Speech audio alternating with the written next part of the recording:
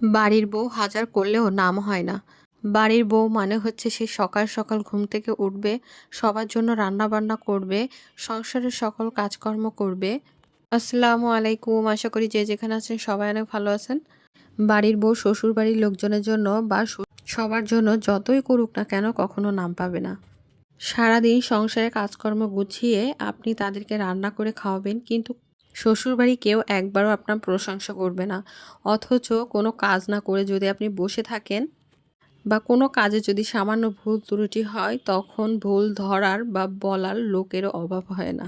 বাড়ির মেয়ে 10টায় ঘুম থেকে উঠুক কোনো সমস্যা নাই, কিন্তু বাড়ির বউ উঠলেই তাতেই সমস্যা। আবার সব শ্বশুরবাড়ির লোকজনই যে এমন তাও না। কিছু কিছু শ্বশুরবাড়ির লোকজন আছে একটু ভিন্ন রকমের, তবে বেশিরভাগ ক্ষেত্রেই দেখা যায় এই টাইপের। তাই গাইস, শ্বশুরবাড়ির লোকজনের মন পাওয়ার জন্য আজকে খুলনার বাগদা চিংড়ি রান্না করে শ্বশুরবাড়ির লোকজনকে খাওয়াবো।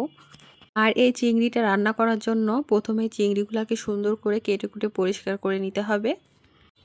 তারপরে চিংড়িটাকে অল্প তেলে একটু ভেজে নিতে হবে। ভেজে নিলে এর কিন্তু গন্ধটা থাকবে না, মানে কাঁচা কাঁচা গন্ধটা থাকবে না।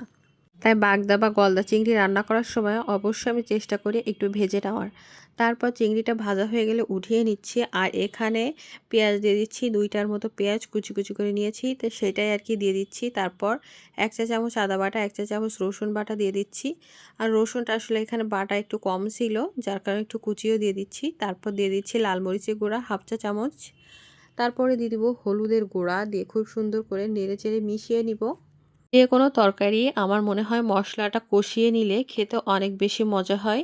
আর তারপর এর ভিতরে দিয়ে দিচ্ছি বড় একটা তেজপাতার অর্ধেকটা কেটে দিয়ে দিচ্ছি, 1 টুকরা এলাচ, 1 টুকরা দারুচিনি। তারপর দিয়ে মশলাটা একদম ভাজা ভাজা করে নিয়েছি। তারপর দেখে একটু তেল কম হয়ে গিয়েছে, তারপর আরও একটু তেল দিয়ে দিলাম। আর দিয়ে দিলাম ধনিয়া গুঁড়া 1/2 চা চামচ পরিমাণ। তারপর দিয়ে দিচ্ছি নারকেলের দুধ। এখানে অল্প একটু নারকেলের দুধ দিয়ে দিচ্ছি আমি, আর পরবর্তীতে আরও নারকেলের দুধ দিব।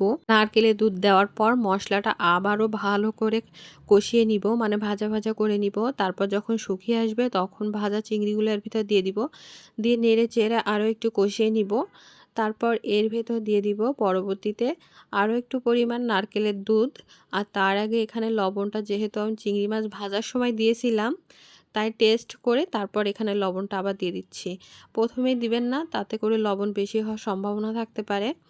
তারপর লবণ দিয়ে আবারও নেড়ে চেড়ে মিশিয়ে নিচ্ছি। যারা এখনও পেজটি ফলো করেননি অবশ্যই পেজটি ফলো করে দিবেন। আমাদের এই খুলনায় চিংড়ি মানে বাগদা বা গলদা চিংড়ি, এই দুইটা বেশ অ্যাভেলেবেল পাওয়া যায়। অন্যান্য জেলাগুলোতে একটু কমই পাওয়া যায় আমার জানা মতে। তবে আমাদের আত্মীয় স্বজন যখন খুলনাতে বেড়াতে আসে তখন তারা কিন্তু চিংড়িটা কিনে নিয়ে যায় খুলনা থেকে। আরও একটা জিনিস আমাদের খুলনা খুবই বিখ্যাত, সেটা হচ্ছে চুই ঝাল। চুই ঝাল দিয়ে গরুর মাংস খেতে অনেক বেশি মজা কিন্তু। আর এখন চিংড়ি মাছটা কিন্তু একদম কষানো হয়ে গেছে। তারপর এর ভিতর দিয়ে দিচ্ছি বাকি যে নারকেলের দুধটা ছিল সেটা দিয়ে নিচ্ছি। দেওয়ার পর খুব ভালোভাবে এটাকে রান্না করে নিব, যাতে মাছটা খুব ভালোভাবে সিদ্ধ হয়ে যায়। আর এখন ঝোলটা শুকিয়ে গেলে উঠিয়ে নিব। সবার জন্য অনেক অনেক ভালোবাসা দোয়া রইল। আর চিংড়ি মাছটা রান্না করা শেষ, এখন নামিয়ে নিব। আর দেখুন কতটা লোভনীয় হয়েছে, খেতে কিন্তু ভীষণ মজার ছিল। বাসা অবশ্যই আপনার একবার হলে রেসিপিটা ট্রাই করবেন। সবাই ভালো থাকবেন, সুস্থ থাকবেন। আল্লাহ হাফিজ, আসসালামু আলাইকুম।